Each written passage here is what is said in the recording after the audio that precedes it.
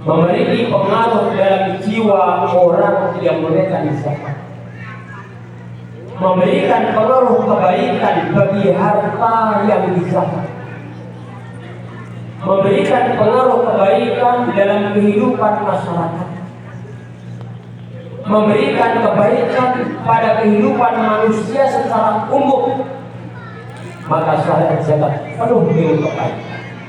Oleh karena itu, para ulama menulis kitab-kitab berkaitan dengan ibadah. Ternyata mereka ketika menjelaskan tentang syarat ibadah, menjelaskan juga tentang hikmahnya, menjelaskan tentang fawaidnya, menjelaskan tentang manfaat-manfaatnya. Padahal seorang mukmin yang beriman nggak tahu hikmah itu akan jalan. Seorang mukmin yang imannya sempurna, yang taat Allah dan Rasulnya, tidak tahu hikmah syariat, dia pasti jalan. Tapi Allah Subhanahu wa Ta'ala dengan hikmahnya, dengan nama Allah Al-Hakim, du hikmatin balighah, dia memiliki hikmah yang sangat tinggi, yang sangat dalam. Ketika mensyariatkan suatu syariat, seringkali Allah menyebutkan hikmah di balik itu. Supaya apa? Supaya orang yang beriman bertambah yakin akan syariat Allah.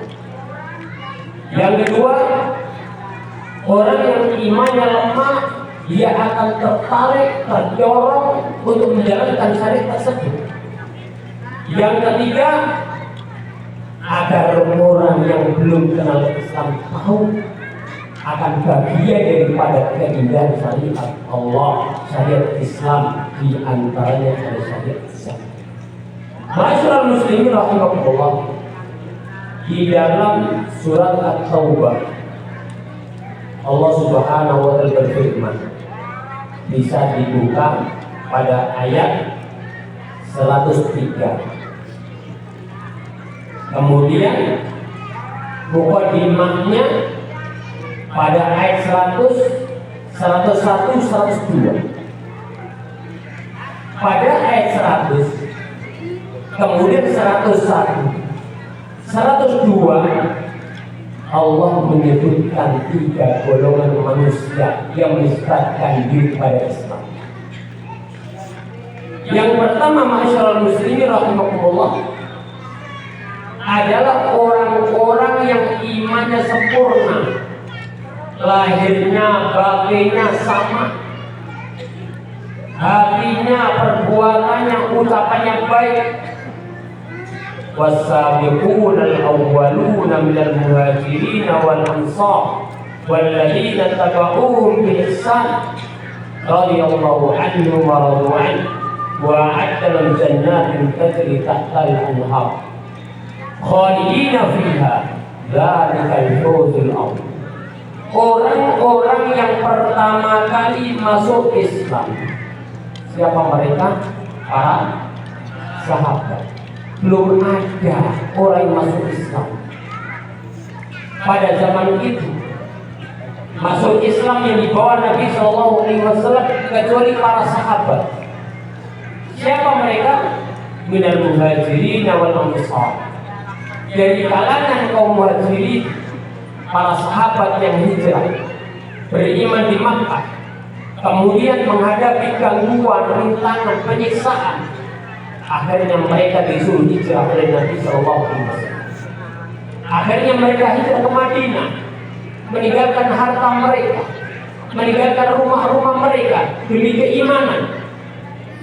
Ketika sampai ke Madinah, disambut oleh sahabat muhajirin, dinamakan muhajirin dan al-ansar.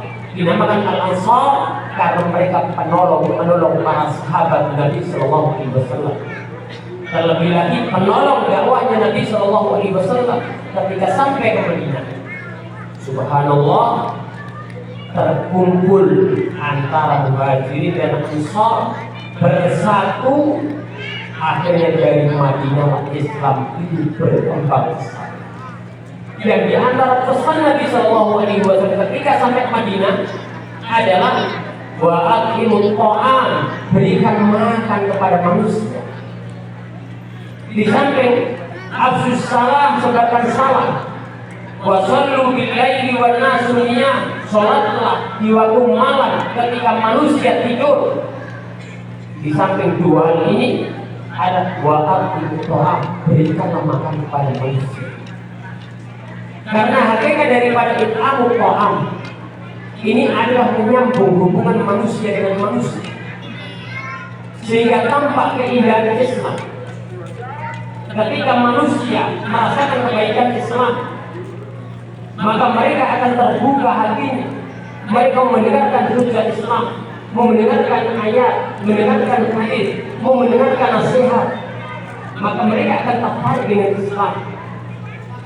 Walladzina tabauhum bi ihsan, dan orang-orang yang mengikuti mereka dengan kebaikan, lalu Allah menyebutkan balasan yang agung bagi mereka. Ini golongan yang pertama.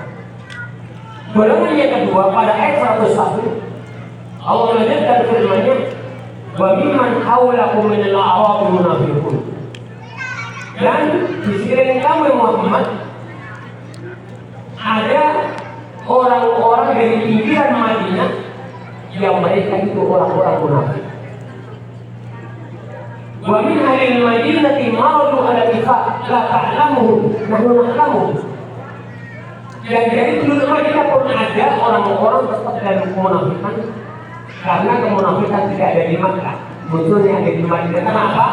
Karena Islam di Madinah kuat, sehingga orang yang kufur hatinya, takut akan jiwa dan darahnya dan kehormatannya, menampakkan Islam, pura-pura masuk. Wa min ahlil madinati maradu ala nifaq la ta'lamuhum, kamu enggak tahu mereka mana. Nahnu na'lamu, kamu yang tahu mereka. Ayat ini berkaitan dengan orang-orang yang diajak perang oleh Nabi Shallallahu Alaihi Wasallam pada peperangan Tabuk, dan mereka ini nggak mau ikut serta, tapi mengungkapkan alasan-alasan yang dusta. Kalau menyebutkan balasan bagi mereka, saluran di Marotin akan hukum mereka 2 kali di dunia, dibongkar kemunafikannya. Kemudian yang kedua akan diadab kubur. Kemudian mereka akan dikembalikan wa yuraduna ila adabil azim, akan dikembalikan ke azab yang pedih pada hari kiamat kelak. Akhirnya menampakkan kebaikan pada Nabi Sallallahu Alaihi Wasallam, kepada para sahabat. Mereka pendusta, mereka tidak punya alasan tapi mengungkapkan alasan yang bohong. Tapi golongan yang ketiga, wa akharuna qarafu bi dzunubihim, itu orang-orang yang mengaku dosa-dosa mereka. Jadi kalau salah, ngaku salah lebih baik. Wa akharuna qarafu bi dzunubihim, yang ketiga itu orang lain yang mana mereka ini mengakui kesalahan mereka. Mereka nggak ikut berjuang bersama Nabi, tapi mereka mengakui kami nggak punya alasan oleh Rasulullah.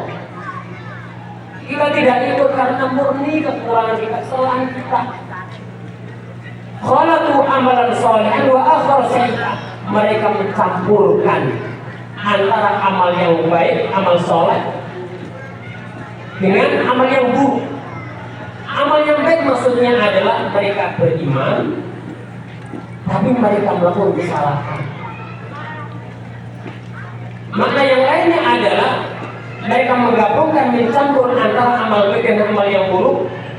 Mereka beramal buruk, meninggalkan berjuang bersama Nabi Shallallahu Alaihi Wasallam, tapi mereka punya amal yang baik, yaitu apa? Mengakui kesalahan mereka. Asallahu ayyatuba alaihim, Allah akan memberikan tobat pada mereka. Bahwasanya Allah mengampuni dan maaf.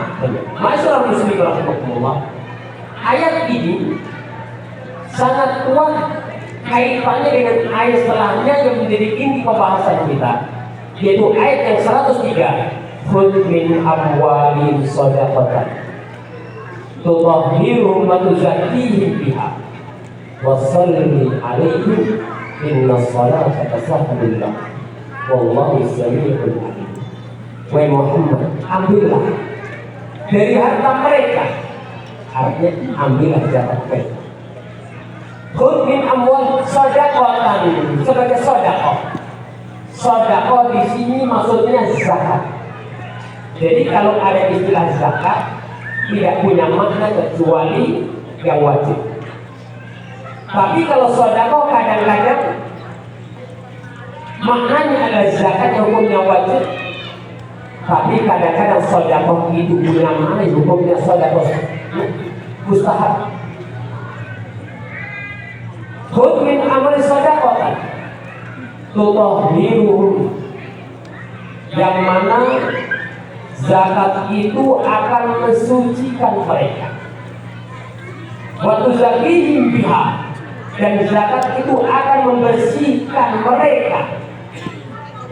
Tutahhiruhum wa tuzakihim biha wa shalli alaihim, doakan mereka Muhammad, mintakan ampun untuk mereka Muhammad.